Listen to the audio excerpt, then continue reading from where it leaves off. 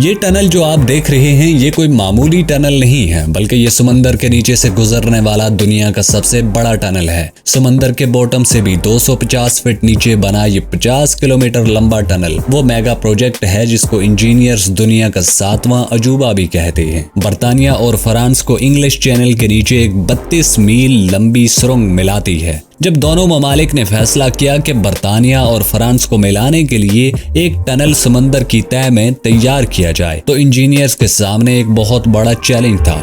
न सिर्फ ये कि उन्हें दुनिया की तवील तरीन सुरंगों में से एक सुरंग तैयार करनी थी, बल्कि ये भी कि इतनी लंबी टनल में मुसाफिर महफूज भी रह सकें। इस वक्त टनल में आग लगने के वाकयात आम थे। इस मसले का ये हल निकाला गया कि टनल के साथ इमरजेंसी हालात में बाहर निकलने का भी एक रास्ता तैयार किया जाए। ये दुनिया का दूसरा सबसे बड़ा रेल टनल है जो 1994 में मुकम्मल हुआ। सबसे ज्यादा तवील टनल जापान में सेकंड टनल के नाम से मौजूद है।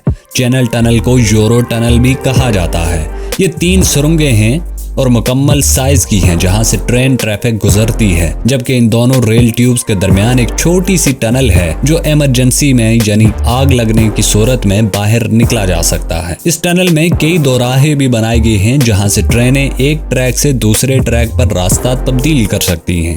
चैनल टनल का मंसूबा एक बहुत महंगा मंसूबा था, जिसके लिए खुसूसी तैयार करदा टनल बोरिंग मशीनों को इंग्लिश चैनल से सैकड़ों फीट नीचे ये तवील सुरंग खोदने में 3 साल लगे। बर्तानिया और फ्रांस के दरमियान एक मुस्तकबिल रास्ता बनाने का मंसूबा मुतअद्दिद बार पेश हुआ। नेपोलियन बोनापार्ट के दौरे हुकूमत में यानी 1802 में एक सुरंग की तजवीज पेश की गई, जिसमें हवा की गुजरगाह के लिए चिमनियां बनाए जाने और उसे गैस लैंपों के जरिए रोशन करने का मशवरा दिया गया। लेकिन इस वक्त तकनीकी एतबार से ये डिजाइन मुमकिन नहीं था। 1880 की दिहाई में टनल के कुछ हिस्से बनाए गए, लेकिन बरतानवी फौज के इस खदशे और एतराज की बिना पर कि इसके जरिए बरतानिया पर बैरूनी हमला आसान हो जाएगा, हुकूमत ने ये मंसूबा भी तर्क कर दिया। 1974 में दोबारा ये मंसूबा पेश हुआ, लेकिन नाजरीन माली मुश्किलात की वजह से मुलतवी करना पड़ा। इसके बाद जब बरतानिया कॉमन मार्केट, जिसका साबिका नाम यूरोपीय यूनियन भी है, उसमें शामिल हुआ तो एक मुस्तकिल रास्ते की जरूरत महसूस हुई। चुनांचे 1986 में बर्तानिया और फ्रांस के एक मुश्तरका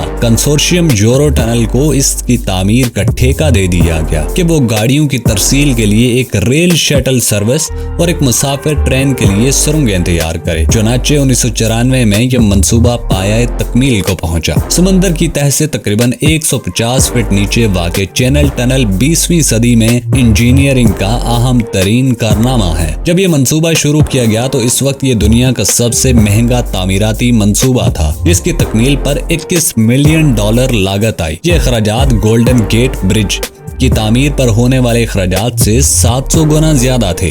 इस चैनल की तामीर के लिए जो बोरिंग मशीनें इस्तेमाल हुई खुद फुटबॉल के 2 ग्राउंड्स की लंबाई से ज्यादा थीं और रोजाना 250 फीट बोरिंग कर सकती थी। चैनल टनल 50 किलोमीटर लंबी है, जिसमें से 39 किलोमीटर लंबी सुरंग समंदर की तह के नीचे है। पहले 5 सालों में से यहाँ से गुजरने वाली ट्रेनों से 28 मिलियन मुसाफिरों ने सफर किया और 12 मिलियन टन से ज्यादा सामान एक जगह से दूसरी जगह पहुंचाया गया। आज इस टनल में से ट्रेनें 100 मील फी घंटा की रफ्तार से गुजरती हैं और एक सिरे से दूसरे सिरे तक सुरंग पार करने के लिए सिर्फ 20 मिनट लगते हैं। इस चैनल के इफ्तिताह के सिर्फ 1 साल बाद ही यहाँ पहला हादसा पेश आया, जब फ्रांस से आने वाली ट्रेन में आग लग गई और 31 मुसाफिर जहां फंस गए। लेकिन नाजरीन, जैसा कि वीडियो के शुरू में हमने आपको बताया कि जहां एक इमरजेंसी रास्ता भी बनाया गया था कि आग लगने की सूरत में मुसाफिर बच के निकल सकते हैं। जब ट्रेन में आग लगी और 31 मुसाफिर यहां पे फंस गए तो इमरजेंसी टनल की वजह से तमाम लोग बहिफाजत यहां से बच निकलने में कामयाब हो गए थे। आज की वीडियो आपको कैसी लगी आप हमें कॉमेंट सेक्शन में बता सकते हैं।